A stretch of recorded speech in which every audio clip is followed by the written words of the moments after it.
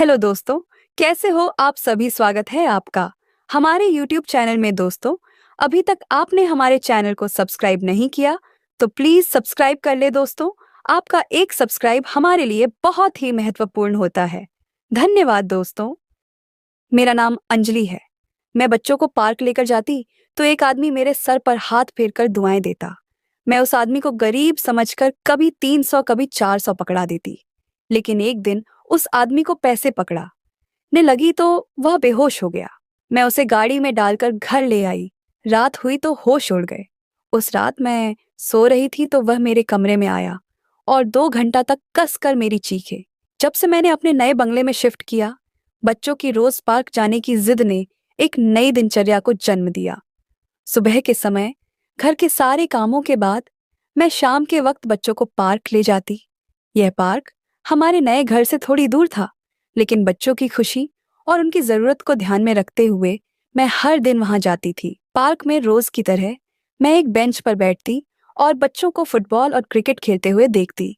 हर रोज की तरह मुझे एक बात ने ध्यान खींचा। वहां एक नौजवान लड़का था जो पार्क के एक ही बेंच पर बैठा रहता था। उसकी उम्र लगभग 23 या 24 साल के आसपास लगती थी। वह हमेशा उसी बेंच पर बैठा रहता था और अपनी ही दुनिया में खोया रहता था। उसकी खूबसूरती नजरों को खींचती थी, लेकिन उसकी आदतें और कपड़े उसकी परेशानियों की कहानी बयां करते थे। उसके कपड़े पुराने और फटे हुए थे और उसका चेहरा कभी हंसता हुआ तो कभी रोता हुआ दिखाई देता था। वह अपने आप से बातें करता रहता था और कभी कभी उसकी हंसी और आंसू दोनों ही मेरे दिल को छू जाते थे। पहले दिन जब मैंने उसे देखा, मैंने सोचा कि वह शायद कोई असामान्य व्यक्ति है, लेकिन धीरे धीरे मैंने यह समझा कि वह अपने मानसिक स्वास्थ्य से जूझ रहा है। उसकी आंखों में एक अजीब सी उदासी थी जो किसी के दिल को छू सकती थी। बच्चों के खेल और उसकी बातों के बीच एक अजीब सा तनाव हमेशा छाया रहता था। मैं अपने बच्चों के लिए अक्सर कुछ खाने पीने की चीजें घर से ले जाती थी। पार्क में बैठते हुए मैं सोचती कि शायद उस लड़के को भी कुछ खाना चाहिए, लेकिन अक्सर मैं संकोच में रहती और कभी उससे बात करने की हिम्मत नहीं जुटा पाती। उसका अजीब व्यवहार और मेरी खुद की चिंता हमेशा मुझे पीछे हटा देती। दिन बीतते गए और हर दिन मैं उसे उसी बेंच पर उसी हालत में पाती। मेरी चिंता और भी गहरी हो जाती थी। कुछ नागेट्स और सैंडविच मैंने अपने एक बॉक्स में डालकर अपने पास ही रखे हुए थे। मैं बच्चों को देख रही थी कि एकदम से ही वो पागल आदमी उठा और मुझे घूर कर देखते हुए तेज कदमों से चलता हुआ मेरे पास आने लगा। मुझे थोड़ा सा डर भी महसूस हो रहा था कि यह मेरी तरफ क्यों आ रहा है। फिर वह पागल सा था और मुझे डर था कि कहीं वह मुझे कुछ नुकसान ही ना पहुंचा दे। मैं बहुत बुरी तरह से घबराई हुई थी, लेकिन वह आदमी मेरे पास आया और अपना सर खुजलाने लगा। कहने लगा, ए लड़की, मुझे कुछ खाने को दो ना, मुझे बहुत भूख लगी है। यह सुनकर मेरा डर कुछ कम हुआ था। पहले तो मेरी जान ही निकल गई थी कि ना जाने वह मेरी तरफ क्यों आ रहा है। शायद उसे भूख लगी थी। मैंने टिफिन खोलकर एक सैंडविच उसकी तरफ बढ़ा दिया। उसने वह सैंडविच झटपट मेरे हाथ से लिया और फिर वह मुस्कुराने लगा। कहने लगा, तुम तो बहुत अच्छी हो, वरना मैं जिससे भी खाने को कुछ मांगता हूं तो वह मुझे मारते हैं और कहते हैं, काम करके खाया कर, तू तो जवान है। मेरा अंदाजा ठीक ही था। वह बेचारा गरीब और पागल सा इंसान था। शायद दिमागी तौर पर भी वह सही नहीं था। मैंने अपने पर्स से 500 का नोट निकाला और उसकी तरफ बढ़ा दिया, लेकिन मैं नहीं जानती थी कि 500 का नोट पकड़कर वह मेरे साथ यह हरकत भी कर सकता है। मेरा दिल उछालकर हलक में आ गया था। उसने जब मेरे हाथ में 500 का नोट देखा तो पहले हाथ के इशारे से नहीं बोला। कहने लगा, मुझे यह नहीं चाहिए। कहने लगा, बस एक और सैंडविच दे दो। यह सुनकर मुझे हैरत हुई कि वह सैंडविच का नाम ठीक ले रहा था। मैंने उसे एक और सैंडविच दिया और 500 का नोट भी उसे दे दिया। मैंने कहा कि यह रख लो, तुम्हारे काम आएंगे। मैंने सोचा चलो बच्चों के नाम से पुण्य ही हो जाएगा। लेकिन उसके बाद उसने अपना हाथ बढ़ाकर मेरे सर पर रख दिया। मैं तो झिझक से पीछे हट गई थी। यह भला क्या हरकत थी। वह कहने लगा, खुश रहो, आबाद रहो। यह कहकर वह चला गया। मैं तो हैरान थी कि यह क्या हरकत थी। ना तो वह उम्र में मुझसे बड़ा था जो मेरे सर पर हाथ रखकर मुझे दुआएं दे रहा था। मैं कुछ देर तक स्तब्ध रही। बच्चों को खेलते हुए देखकर मुझे थोड़ी शांति मिली, लेकिन वह नौजवान, उसकी हालत और उसके शब्द मेरे मन में गूंजते रहे। उसकी भूख, उसकी स्थिति और सबसे बढ़कर उसकी आंखों में वह कृतज्ञता जिसने मुझे अंदर तक झकझोर दिया था। शाम ढल रही थी और बच्चों को घर ले जाने का समय हो गया था। मैं उठी और धीरे धीरे उन्हें बुलाया। पार्क से लौटते समय भी मैं लगातार उसी अजनबी के बारे में सोच रही थी। उसकी स्थिति देखकर मुझे बहुत दुख हुआ था। वह भूखा था, लेकिन उसने मेरे दिए हुए पैसे लेने से इनकार कर दिया था। उसके बजाय उसने सिर्फ एक और सैंडविच मांगा था। यह बात मेरे दिल को छू गई। एक अजनबी व्यक्ति जो खुद को और अपने आत्मसम्मान को बनाए रखना चाहता था, भले ही वह मानसिक रूप से परेशान हो। घर पहुंचने के बाद मैंने बच्चों को खिलाया पिलाया और रात के खाने की तैयारी में जुट गई। जब मेरी शादी अभय से हुई थी, तब मैं सपनों से भरी हुई थी। मेरे पति एक बेहद सफल बिजनेसमैन थे और उनका व्यक्तित्व मुझे बेहद आकर्षित करता था। शादी के शुरुआती दिनों में सब कुछ अच्छा था। वे मुझसे प्यार करते थे, मेरी परवाह करते थे और हमारे बीच की हर बातचीत में प्यार और समझदारी की झलक होती थी। लेकिन धीरे धीरे जैसे जैसे उनका बिजनेस बढ़ता गया, वैसे वैसे उनका मुझसे और हमारे परिवार से दूर जाना भी बढ़ता गया। अभय का काम काफी विस्तृत था। उनका व्यवसाय विभिन्न देशों में फैला हुआ था और वे अक्सर विदेश यात्रा पर रहते थे। उनके लिए हफ्ते में 2-3 दिन ही घर पर रहना संभव हो पाता था और उन दिनों में भी उनका ध्यान पूरी तरह से अपने काम पर ही केंद्रित रहता था। मैं हर बार उनके आने से पहले बहुत उत्साहित रहती थी। उनके पसंदीदा खाने बनाती थी, अच्छे से तैयार होती थी, इस उम्मीद में कि शायद वे मुझे देखकर खुश होंगे, मेरी तारीफ करेंगे और हमारे बीच वह पुरानी वाली बात फिर से लौट आएगी। लेकिन हर बार मुझे निराशा ही हाथ लगती। जब वे घर पर होते थे, तो भी उनका ध्यान अपने काम में ही लगा रहता था। उनके फोन की बातचीत, बिजनेस मीटिंग्स और योजनाओं में ही वे व्यस्त रहते। मैं उनके पास बैठती, उनसे बात करने की कोशिश करती, लेकिन वे हमेशा किसी न किसी काम में उलझे रहते। धीरे धीरे उनका घर पर होना और ना होना मेरे लिए एक बराबर हो गया। उनके बिना भी मैं अकेली थी और उनके साथ भी। मेरे 2 बच्चे थे जो स्कूल जाते थे। घर में हर काम के लिए नौकर चाकर थे और पैसे की कोई कमी नहीं थी। मैं जो चाहती थी वह सब कुछ मेरे पास था, सुविधाएं, आराम, पैसा। लेकिन फिर भी मेरे दिल में एक खालीपन था जो दिन ब दिन बढ़ता जा रहा था। उस खालीपन की वजह थी मेरे पति का मुझसे और हमारे बच्चों से दूर हो जाना। उनके जीवन में अब बस बिजनेस और पैसा ही सब कुछ था। कई बार मैंने उनसे बात करने की कोशिश की। मैंने उन्हें बताया कि मुझे उनकी ज़रूरत है, बच्चों को उनकी ज़रूरत है। मैंने कहा, अभय, पैसा ज़रूरी है, लेकिन उससे ज़्यादा ज़रूरी हमारा परिवार है। हमें आपकी ज़रूरत है। लेकिन हर बार उनकी प्रतिक्रिया निराशाजनक होती। वे कहते, जो कुछ कर रहा हूँ, वह तुम्हारे और बच्चों के लिए ही तो कर रहा हूँ। मुझे मेरे बिजनेस पर ध्यान केंद्रित करने दो, ताकि कल को यह पैसा तुम लोगों के ही काम आएगा। उनकी बातें सुनकर मैं और भी टूट जाती। मैंने उनसे कहा, अभय, पैसा सब कुछ नहीं होता। हमें आपकी ज़रूरत है, आपके साथ की ज़रूरत है। लेकिन वे मेरी बातों को अनसुना कर देते। एक दिन जब मैंने उनसे फिर से यह बात की, तो उन्होंने मुझे घूरते हुए कहा, तुम्हें क्या लगता है, ये कोई कहानी है, कोई ड्रामा है कि मैं तुम्हारे पीछे गुलाब का फूल लेकर घूमता रहूं और अपनी मोहब्बत का इजहार करता रहूं? यह जिंदगी है और इसमें मेहनत करनी पड़ती है। मुझे बहुत दौलत कमानी है और इसके लिए मुझे फोकस करना पड़ेगा। तुम क्या पागल हो? उनकी ये बातें मेरे दिल में बहुत गहराई से चुभी। मैंने सोचा था कि शायद वे मेरी भावनाओं को समझेंगे, लेकिन इसके विपरीत उन्होंने मुझे ही दोषी ठहराया। हमारे बीच अब झगड़े होने लगे थे। हर बार जब मैं उनसे बात करने की कोशिश करती, तो वे मेरी बातों को नजरअंदाज कर देते। उन्होंने मेरे लिए समय निकालना पूरी तरह से बंद कर दिया था। यह सब मेरे लिए सहन करना बहुत मुश्किल हो गया था। मैं अंदर से टूटती जा रही थी। एक ओर मेरी भावनाएं थीं, जिन्हें कोई समझ नहीं रहा था, और दूसरी ओर वह तन्हाई जो मुझे दिन रात सताती थी। मेरे जीवन में एक खालीपन था जो किसी भी तरह से भर नहीं पा रहा था। यह तन्हाई और निराशा मुझे उस कगार पर ले आई जहां मैंने अपनी जिंदगी में एक ऐसा कदम उठा लिया जिसे कभी नहीं उठाना चाहिए था। उस तन्हाई और भावनात्मक उपेक्षा के कारण मैं एक ऐसे रिश्ते में उलझ गई जो न सिर्फ मेरे लिए बल्कि मेरे परिवार के लिए भी विनाशकारी साबित हो सकता था। मुझे पता था कि यह गलत है, लेकिन उस समय मैंने सोचा कि मेरे पास और कोई विकल्प नहीं था। मैंने अपनी तन्हाई को मिटाने के लिए एक गलत रास्ता चुना और यह कदम मेरी जिंदगी में एक बड़ा तूफान लेकर आया। मैं जब भी बच्चों को पार्क में लेकर जाती, वह पागल मुझे वहीं बेंच पर बैठा हुआ नजर आता था।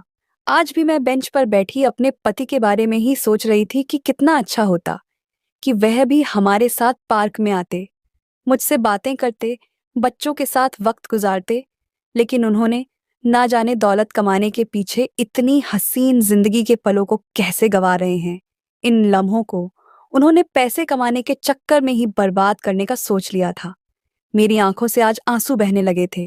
वह पागल सामने ही बैठा मुझे गौर से देख रहा था। मैं बार बार अपने आंसू पोंछ रही थी। अपने आंसू को छिपाने की मैं कोशिश भी कर रही थी।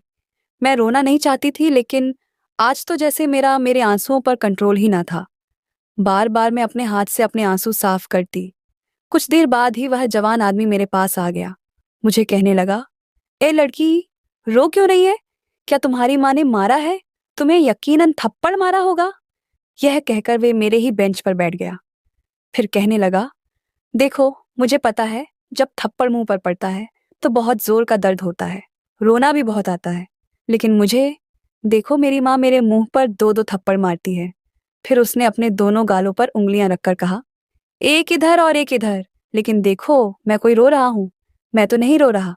वह शायद मुझे बहलाने की कोशिश कर रहा था। उसकी उल्टी सीधी हरकतों पर मेरी हंसी छूटने लगी। मुझे यूं बेतहाशा हंसता देखकर वो भी मुस्कुराने लगा और कहने लगा, हाँ, ऐसे ही अच्छी लगती हो, हमेशा हंसती रहा करो। मैंने सोचा, क्यों ना मैं अपना वक्त इस पागल से बातें करके ही गुजार लूं। मैंने कहा कि तुम्हारे माँ बाप कहाँ रहते हैं? वह कहने लगा, वह बंगले के पीछे कच्ची बस्ती है। ना वहां पर जो सबसे पुराना घर है, ना वही मेरा घर है। बस तुम जब उस बस्ती में आओगी ना, तो किसी से कहना पगले का घर कौन सा है। वो लोग तुम्हें मेरे घर तक छोड़कर आ जाएंगे। सारे मोहल्ले वाले मुझे जसू पगला कहते हैं। मैंने कहा, तुम कोई काम क्यों नहीं करते? यहाँ पार्क में क्यों बैठे रहते हो? मेरी बातें सुनकर उसके माथे पर बल पड़ गए थे ना। कवारी से उसने मुझे देखते हुए कहा कि तुम भी माँ की तरह शुरू हो गई हो। देखो, मैं निकम्मा नहीं हूं, मुझे काम करना आता है। लेकिन यह कहकर वह दोबारा से पार्क की तरफ जाने लगा। कहने लगा, बस मेरा दिल नहीं चाहता, और मुझे पैसा कमा के करना क्या है? तुम मुझे बताओ, मैं क्या करूंगा? पैसा कमा के 4 दिन की जिंदगी है, उसमें से 2 दिन तो गुजर गए, पता है। इस साल पूरे 25 साल का हो जाऊंगा। मैं उस लड़के को गौर से देखने लगी। मैंने कहा कि तुम्हारे घर में और कौन कौन रहता है? मेरे सवाल पर वह गहरी सोच में पड़ गया। मैंने कहा, क्या हुआ जस्सू, बताओ, तुम्हारे घर में और कौन कौन है? तुम्हारे बहन भाई कितने हैं? मेरे सवाल पर उसने गहरी सांस भरी और कहने लगा, वही तो याद कर रहा हूं, बहुत सारे भाई बहन हैं। मुझे तो ठीक से गिनती भी नहीं मालूम। 6-7 भाई हैं और शायद 5-6 बहन। वो यूं सोचते हुए बताने लगा जैसे सही में वो इस मामले में बेखबर हो। मैंने कहा कि और तुमसे बड़े? वो कहने लगा, और क्या मैं सबसे बड़ा हूं? और आपको पता है, बड़ा होना सबसे बड़ा गुनाह होता है। माँ कहती है, काम कर कम वक्त, मैं तुझे मुफ्त की रोटियां तोड़ने के लिए घर पर नहीं बिठाऊं। यह कहकर वो नौजवान बेतहाशा हंसने लगा और कहने लगा, माँ समझती है कि वो मुझे रोटी नहीं देगी तो मैं भूखा मर जाऊंगा। अब देखो, माँ नहीं देती तो तुम मुझे सैंडविच दे देती हो, मेरा गुजारा हो जाता है।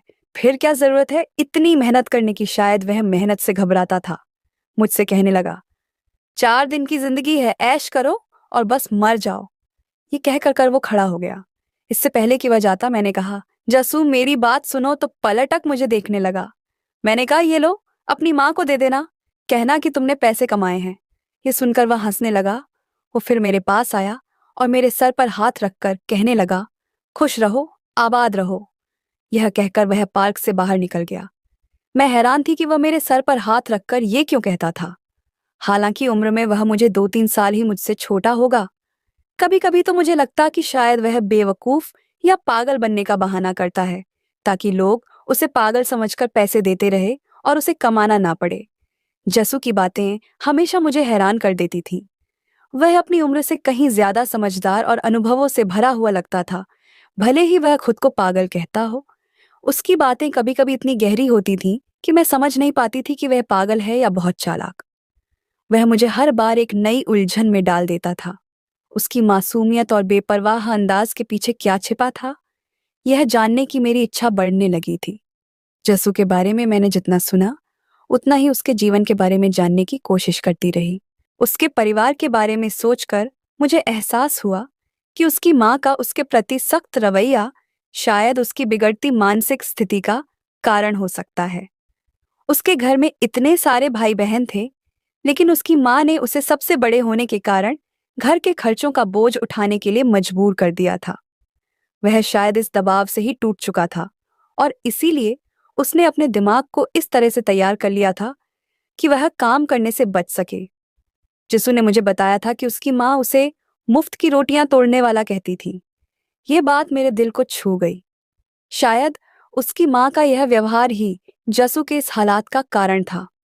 वह अपनी माँ से नाराज नहीं था, बल्कि उसने अपने जीवन को इस तरह स्वीकार कर लिया था कि अब उसे किसी चीज की फिक्र नहीं थी।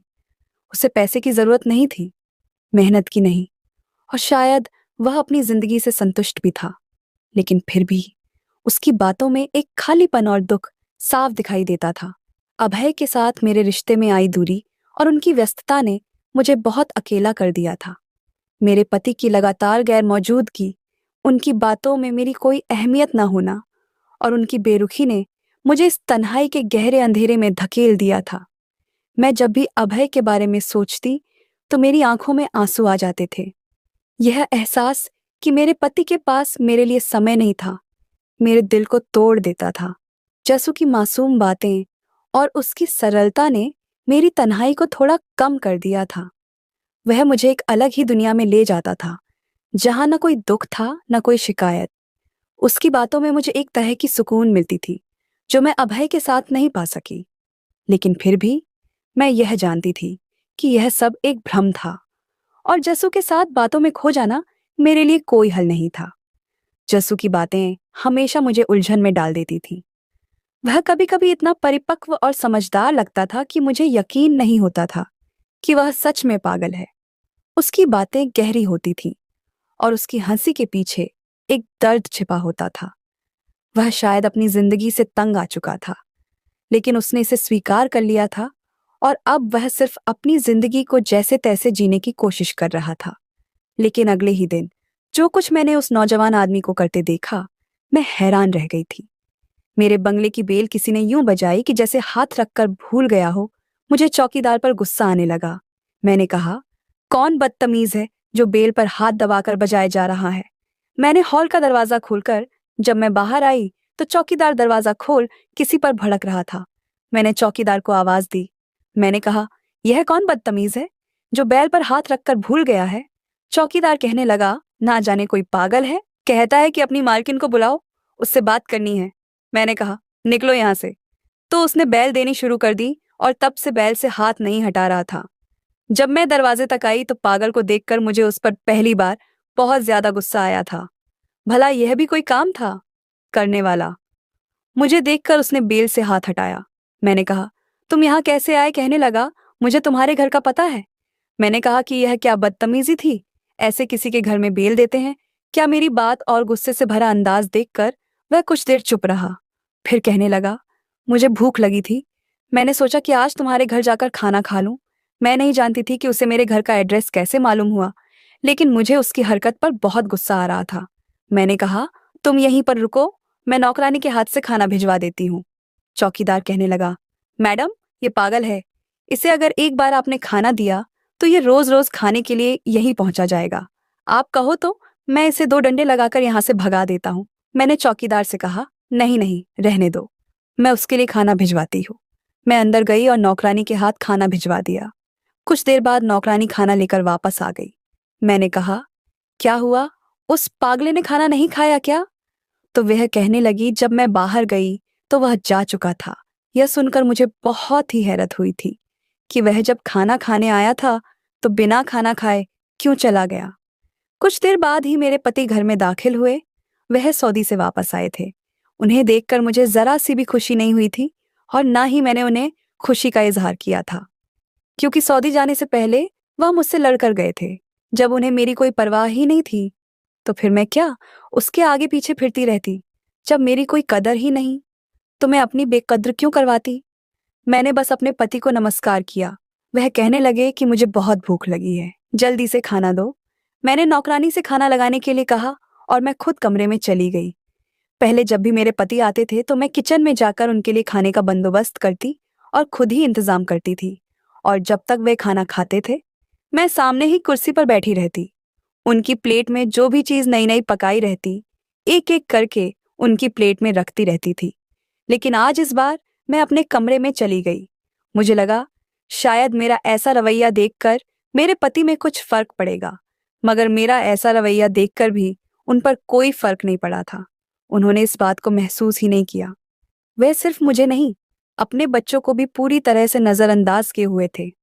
अगले दिन जब मैं बच्चों के साथ पार्क गई तो वह पागल आदमी सामने ही बैठा था, लेकिन मुझे देखकर गुस्से से उसने अपने माथे पर हाथ रखा और अपना रंग बदल लिया, जैसे कि मुझसे नाराज है। बच्चे वहां पर खेलने लगे। मैं अपने बेंच पर बैठने के बजाय उस आदमी के पास आ गई। मुझे देखकर उसने अपना तेवर बदल लिया। मैंने कहा, जसू, तुम्हें क्या हुआ है? मुंह क्यों बना रखा है और खाना खाए बगैर क्यों चले गए थे? तो वह कहने लगा, तुम्हें क्या, मैं खाना खाऊं या ना खाऊं? तुमने तो मेरे साथ भिखारी वाला सलूक किया। मैं तो दोस्त समझ कर आया था। मैंने कहा, मुझे तो इस बात पर गुस्सा आया कि तुमने बैल बहुत बुरे तरीके से बजा रखी थी। फिर मैं टिफिन खोली और उसे सैंडविच दी। उसने फौरन से सैंडविच लिया और मान गया। फिर मुझसे बातें करने लगा। पहली बार मैंने गौर किया कि वह बातें तो मुझे देखकर कर रहा था, लेकिन उसकी नजरें पूरे पार्क में घूम रही थी। यह सब अभी खत्म ही नहीं हुआ था कि पार्क में बहुत से हवलदार के हाथों में हथियार थे और वह पार्क के अंदर आ गए। यह देखकर जस्सू की रंगत उड़ गई।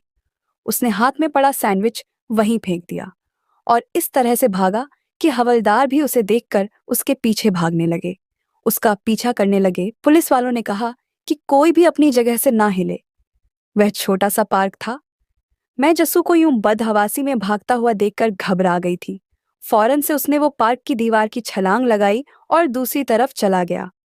पुलिस के 2 हवलदार उसके पीछे भागे थे और वह पागल जस्सू फौरन बाहर निकल गया।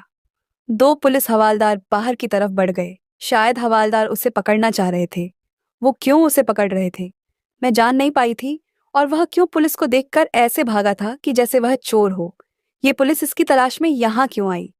अब तो मुझे डर लगने लगा था कि कौन था यह आदमी। जस्सू की हड़बड़ी और पुलिस का अचानक आना मेरे लिए एक बड़ा झटका था। पार्क में जो दृश्य था वह अविश्वसनीय था। जस्सू की हरकतें और पुलिस का आगमन सब कुछ अजीब और असामान्य था।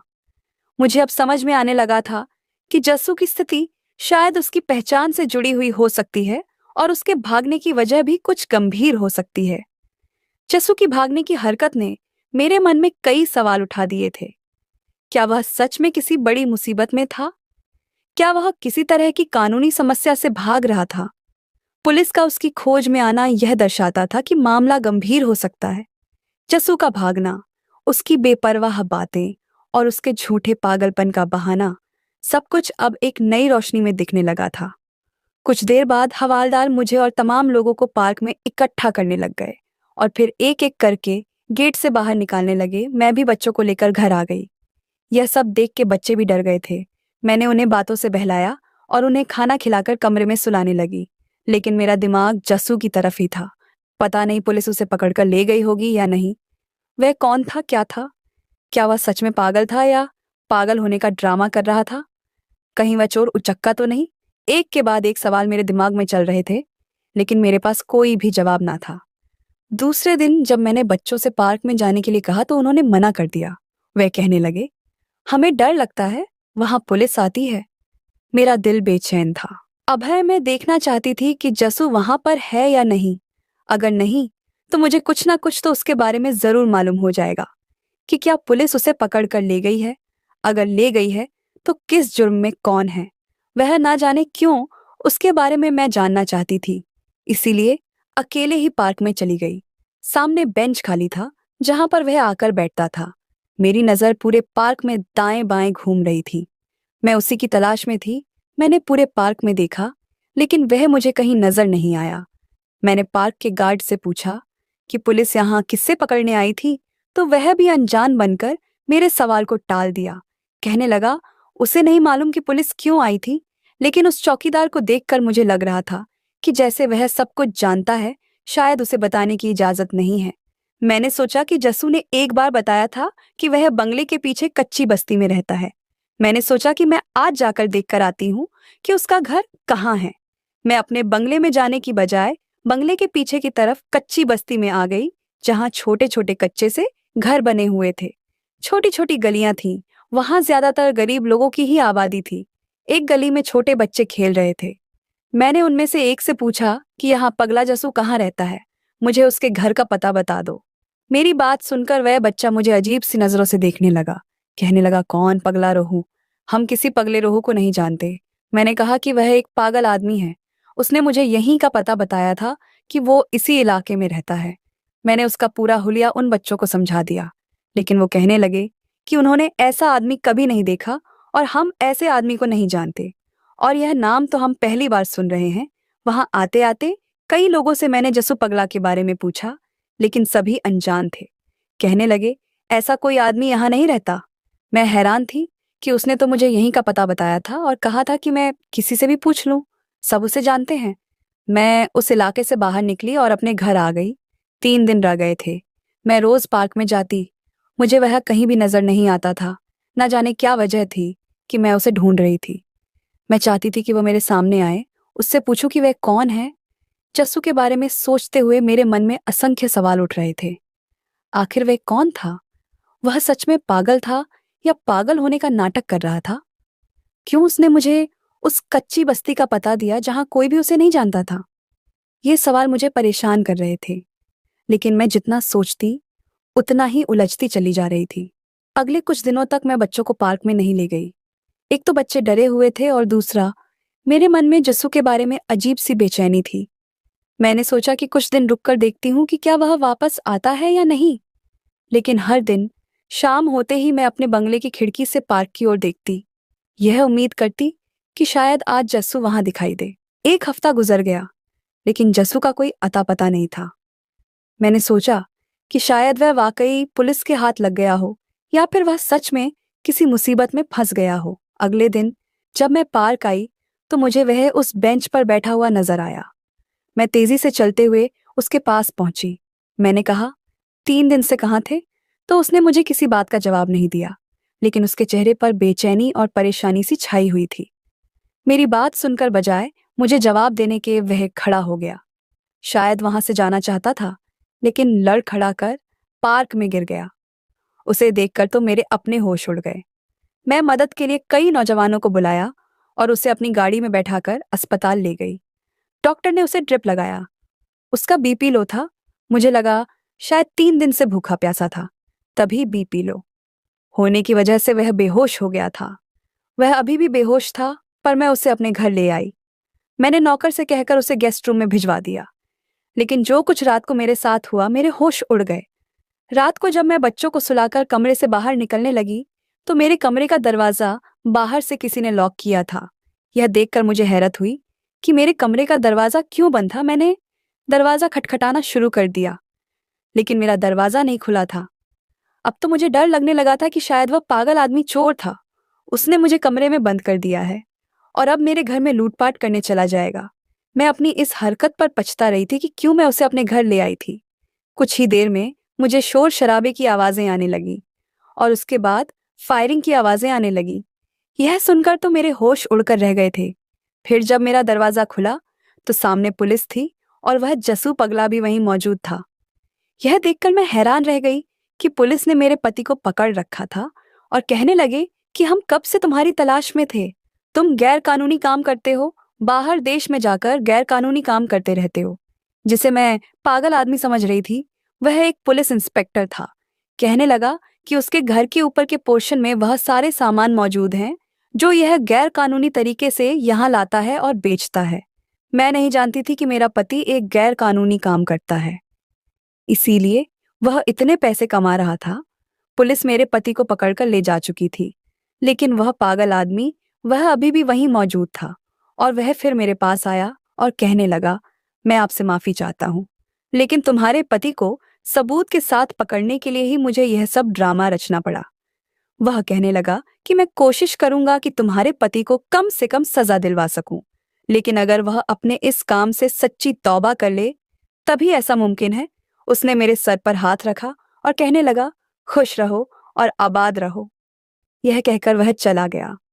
वाकई उसने मेरे पति की सजा कम करवाई थी।